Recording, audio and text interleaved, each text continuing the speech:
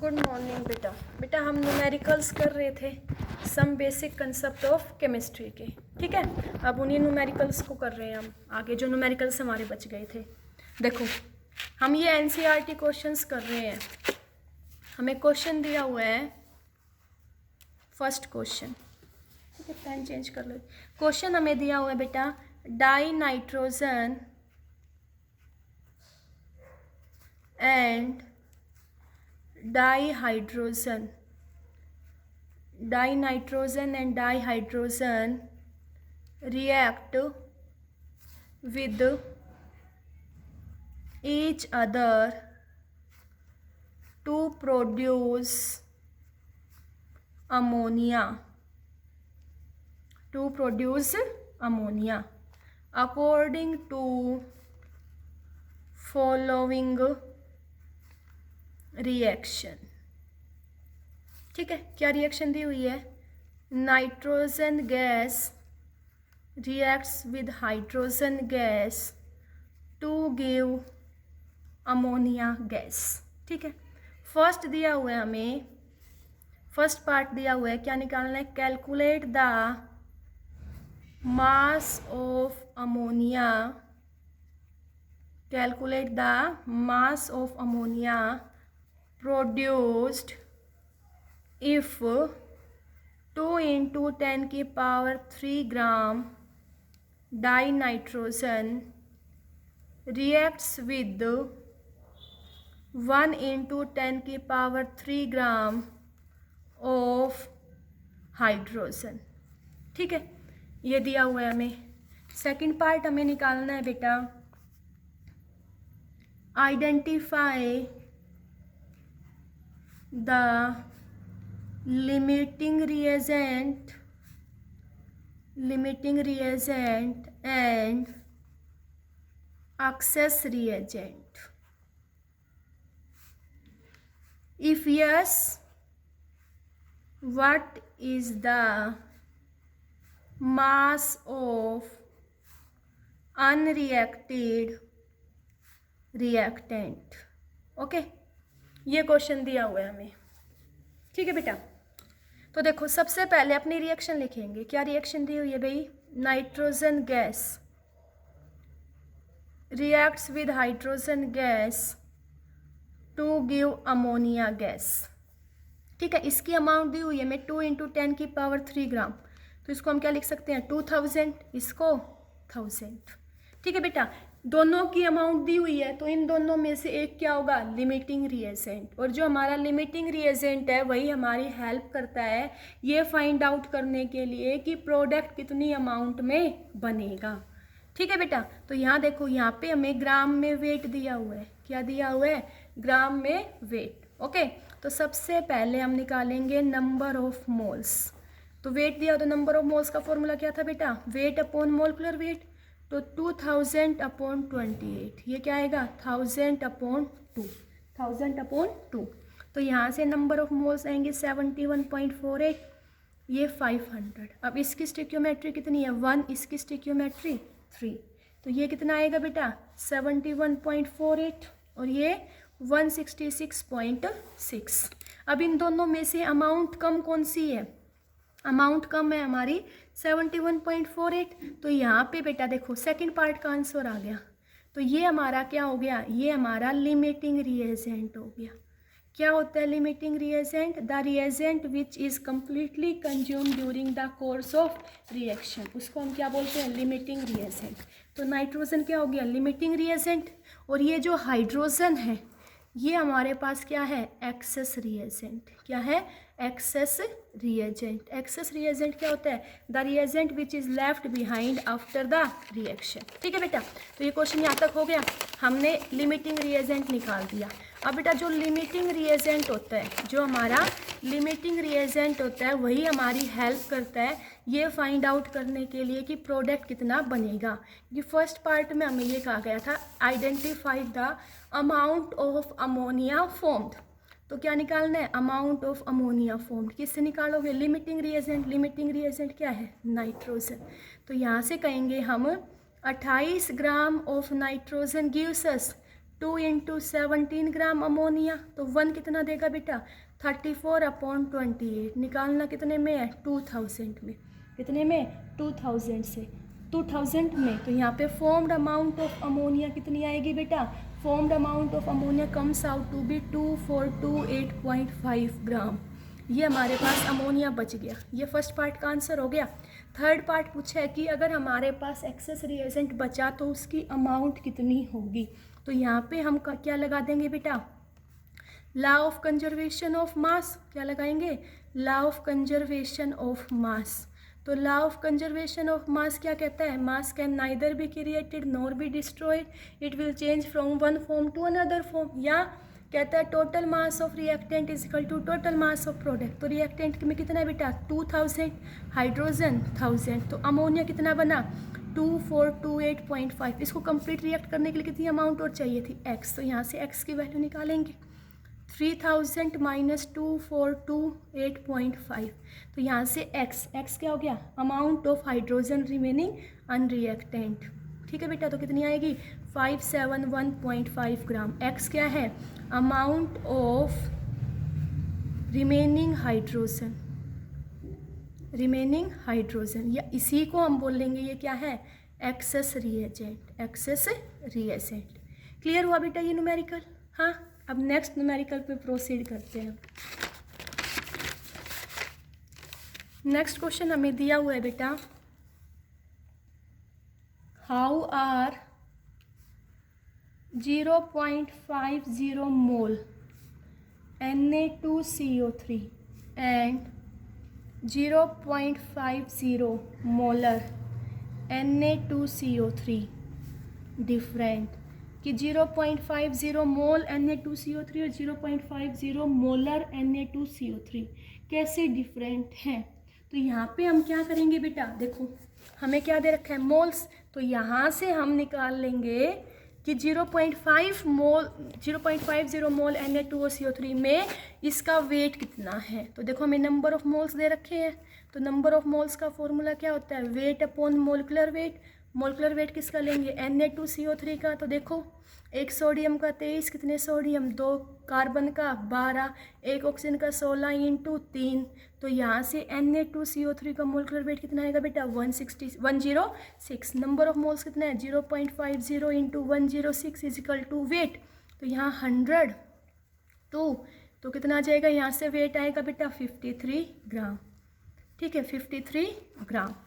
ठीक है बेटा, अब बेटा हम निकालेंगे 0.50 मोलर Na2CO3 क्या कह रहा है बेटा, मोलैरिटी दे रखी है। तो मोलैरिटी का फॉर्मूला क्या होगा, number of moles of solute upon volume of solution litre में। तो अगर यहाँ पे मोलैरिटी कितनी दे रखी है 0.50 मोलर। ठीक है, तो यहाँ नंबर ऑफ मोल्स कितने में, वॉल्यूम कितना मान लो 1 लीटर। तो 0.50 मोलर हमें क्या बता रहा है, ये कह रहा है कि 0.50 mole of Na2CO3 is dissolved in 1 litre of water. क्या बता रहा है ये कि 0.50 मोल Na2CO3 हमारा डिजोल्व है किसमें 1 मोल ऑफ वाटर में। ओके, नेक्स्ट क्वेश्चन देखो बेटा। नेक्स्ट क्वेश्चन हमें दिया हुआ है, which of the following has largest number of atoms. इनमें से किसके अंदर नंबर ऑफ एटम्स सबसे ज़्यादा है बेटा। 4 ऑप्शन दिए हुए हैं। फर्स्ट दिया हुआ है 1 gram of AU। 1 gram of AU means 1 gram of gold. Second option है 1 ग्राम ऑफ सोडियम। ठीक है, थर्ड ऑप्शन हमें दिया हुआ है 1 gram of potassium. Fourth option हमें दिया हुआ है बेटा 1 ग्राम ऑफ क्लोरीन। ठीक है, तो अब हमें पता है नंबर ऑफ एटम्स निकालने का फॉर्मूला क्या था, number of atoms is equal to mole into Na into atom. Okay बेटा, किसी भी क्वेश्चन में तुमसे ये कहा जाए नंबर ऑफ एटम्स निकालो तो हमें फॉर्मूला क्या यूज़ करना है, moles into Na into atom. तो फर्स्ट केस में निकालेंगे 1 ग्राम AU के अंदर, तो number of atoms equal to mole 1, और इसका मोलिकुलर वेट कितना होता है गोल्ड का 197 इंटू Na, एटम कितना 1। तो क्या आ जाएगा Na अपॉन 197। सेकेंड पार्ट क्या दिया हुआ है, 1 gram of sodium, 1 gram of sodium. तो यहाँ पे भी क्या निकालेंगे, नंबर ऑफ एटम्स, फॉर्मूला वही बेटा मोल, तो 1 upon sodium 23 into Na into 1, तो क्या आ जाएगा Na अपॉन 23।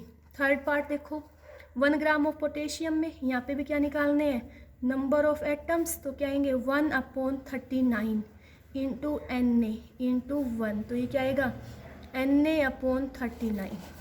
नेक्स्ट निकालना है 1 ग्राम ऑफ क्लोरीन में, क्या निकालना है बेटा, नंबर ऑफ एटम्स, तो क्या करोगे 1, और क्लोरीन में बेटा Cl2 मॉलिक्यूल है, क्या है Cl2, तो यहाँ से हम इसका मोलिकुलर वेट क्या लेंगे 2 इंटू 35.5, तो कितना आएगा 71 इंटू Na, और एक के अंदर कितने एटम है, 2 एटम है, ठीक है, तो 2 Na अपॉन 71 निकाल लिया हमने।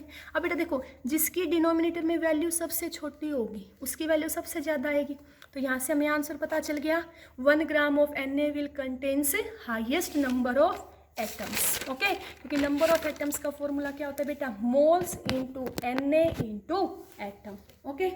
नेक्स्ट क्वेश्चन करते हैं हम। नेक्स्ट क्वेश्चन हमें दिया हुआ है, convert the following, convert the following into basic unit, convert the following into basic unit, ठीक है। फर्स्ट हमें दिया हुआ बेटा 28.7 पिकोमीटर, सेकेंड हमें दिया हुआ है 15.515 पिकोमीटर, थर्ड हमें दिया हुआ है 25365 मिलीग्राम, ठीक है। हमें इनको इनकी बेसिक यूनिट में कन्वर्ट करना है बेटा। Picometre is the unit of length, picometre किसकी यूनिट है बेटा, लेंथ की, और लेंथ की बेसिक यूनिट क्या होगी, मीटर। तो हम फर्स्ट पार्ट कर रहे हैं बेटा, क्या दिया हुआ है 28.7 picometre, picometre is the unit of length, means इसकी बेसिक यूनिट क्या लेंगे बेटा, मीटर।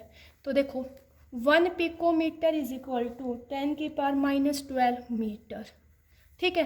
तो यहाँ से क्या आएगा हमारे पास 28.7 इंटू 10 की पावर -12 मीटर। तो यहाँ से इसको हम सॉल्व करेंगे, साइंटिफिक टर्म में लिखेंगे तो एक डेसिमल किधर आ रहा है बेटा, इधर आएगा, एक डेसिमल हमारा लेफ्ट साइड शिफ्ट हुआ, तो ये नंबर हमारा क्या होता है 1 से कम हो जाएगा। तो यहाँ से आंसर क्या आएगा 2.87 इंटू 10 की पावर -11 मीटर। नेक्स्ट भी सेम है, पिकोमीटर में तो बेसिक यूनिट क्या होगी लेंथ की, मीटर। तो यहाँ क्या आएगा बेटा 15.15 इंटू 10 की पावर -12 मीटर। यहाँ पे भी एक पॉइंट इधर शिफ्ट किया तो आंसर क्या आएगा 1.515 इंटू 10 की पावर -11 मीटर, ठीक है। अब मिलीग्राम, मिलीग्राम किसकी यूनिट है बेटा, वेट की।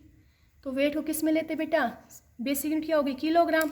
तो अब क्या कहेंगे 1 मिलीग्राम के अंदर 10 की पावर -3 ग्राम होते हैं, और 1 ग्राम के अंदर 10 की पावर -3 किलोग्राम होते हैं। तो बेटा यहाँ से हम सीधा ये कह देंगे 1 मिलीग्राम इक्वल टू 10 की पावर -6 किलोग्राम। तो यहाँ से क्या करेंगे बेटा 25365 को हम 10 की पावर -6 से क्या कर देंगे मल्टीप्लाई। अब डेसिमल को यहाँ से लेफ्ट की तरफ जाएंगे तो ये नंबर क्या हो जाएगा बेटा, डिक्रीज हो जाएगा। यहाँ आएगा 5432, तो ये आएगा 2.5365 इंटू 10 की पावर -2 kg, ठीक है। तो ये हमने उनको बेसिक यूनिट में कन्वर्ट कर दिया। क्लियर हुआ बेटा। नेक्स्ट क्वेश्चन देखो, नेक्स्ट क्वेश्चन हमें दिया हुआ है calculate the molality of A solution, calculate the molality of A solution of ethanol in water in which mole fraction of ethanol is 0.04। बेटा यहाँ पे हमें इथेनॉल की मोल फ्रैक्शन दे रखी है और हमें क्या निकालना है मोलैलिटी। तो देखो बेटा मैंने तुम्हें डायरेक्ट रिलेशन बताया था, क्या बताया था, relation between molality and mole fraction, relation between molality and mole fraction. तो क्या था, molality is equal to XB into 1000 1 - XB into MA, पढ़ा था बेटा ये। तो तो यहाँ देखो स्मॉल m हमारा क्या था, मोलैलिटी, एक्स भी क्या था, mole fraction of solute, mole fraction of solute. 1 minus X B क्या हो गया बेटा, mole fraction of solvent, mole fraction of solvent. M में मोलिकुलर मास ऑफ सोलवेंट, तो सोलवेंट क्या मानेंगे, वाटर, क्योंकि वाटर क्या होता है, यूनिवर्सल सोलवेंट। तो यहाँ से हम क्या निकालेंगे, मोलैलिटी। फॉर्मूला में पता है, molality is equal to X B into 1000, 1 minus X B into M में। तो बेटा देखो molality is equal to X B कितना है 0.04 इंटू 1000, 1 माइनस 0.04 तो 0.06 इंटू 18 हो गया ये हमारे पास। क्लियर हुआ ना बेटा। अब यहाँ से देखो इसको सोल्व करेंगे, पॉइंट से पॉइंट कैंसिल, तो ये कितना आ जाएगा 3, ये कितना आएगा 2, 2 एकम 2, 2 नीम में 18। तो मोलैलिटी क्या आ जाएगी बेटा 1000/27। तो यहाँ से सोल्व करेंगे, then your molality will be 2.31 molar. ठीक है बेटा। अगर हमें क्वेश्चन में मोल फ्रैक्शन दे दे और मोलैलिटी निकालनी है, then you will use the formula molality is equal to X B into 1000 upon 1 minus X B into M में। ओके, क्लियर हुआ ये। चलो नेक्स्ट क्वेश्चन करते हैं। नेक्स्ट क्वेश्चन हमें दिया हुआ है बेटा, नेक्स्ट क्वेश्चन है हमारे पास, व्हाट विल बी द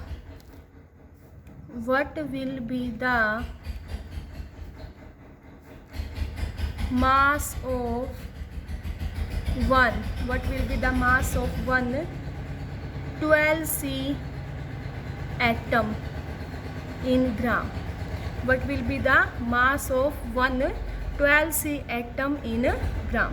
ठीक है, कार्बन का हमें मास निकालना है 1 एटम का। तो सबसे पहले बेटा यहाँ देखो एटम दिया हुआ है, तो स्टार्टिंग में तुम क्या ये निकालोगे यहाँ से नंबर ऑफ मोल्स।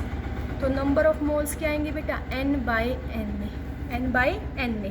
अब मास ऑफ एटम कितना दे रखा है बेटा 1, तो 1 अपॉन एन ने क्या 6.023 इंटू 10 की पावर 23। ये क्या आ गया नंबर ऑफ मोल्स आ गया। अब नंबर ऑफ मोल्स का फॉर्मूला बेटा क्वेश्चन में हमें मास निकालने means you will have to calculate the weight. तो नंबर ऑफ मोल्स का फॉर्मूला क्या यूज़ करोगे, वेट अपॉन में एटॉमिक वेट, क्योंकि एटम है ना बेटा, तो वेट अपॉन में atomic weight is equal to 1/6.023 into 10 की पावर 23। तो वेट अपॉन एटॉमिक वेट कितना होगा 12 इज इक्वल टू 1/6.023 इंटू 10 की power 23। Then weight of 1 atom कितना आ जाएगा बेटा 12/6.023 इंटू 10 की पावर 23। ठीक है बेटा, क्लियर हुआ ये। अब तुम इसको सोल्व करोगे तो यहाँ से तुम्हारे पास वेट आएगा 1.99 इंटू 10 की पावर -23 ग्राम। ओके, क्लियर हुआ। तो यहाँ देखो बेटा नंबर ऑफ मोल्स के फॉर्मूले मैंने तुम्हें बताए थे ना, देखो मैंने बताया था अगर क्वेश्चन में तुम्हें वेट दिया जाए चाहे एटम का चाहे मॉलिक्यूल का, तो तुम नंबर ऑफ मोल्स कैसे निकाल लोगे, वेट डिवाइडेड बाय एटम है तो एटॉमिक वेट, मॉलिक्यूल है तो मॉलिकुलर वेट। ठीक है, अगर तुम्हें क्वेश्चन में नंबर ऑफ एटम्स दिए हुए हैं then you will calculate number of moles by n by Na is here Avogadro number whose value will be 6.023 into 10 की पावर 23। अगर तुम्हें क्वेश्चन में किसी भी गैस का वॉल्यूम दे रखा है STP पे, अगर volume of the gas is given at STP, तो नंबर ऑफ मोल्स कहेंगे volume in litre divided by 22.4 because any gas at standard temperature and pressure will occupy volume equal to 22.4। Clear हुआ बेटा, यही फॉर्मूले हमने इस क्वेश्चन में use किए। Thank you.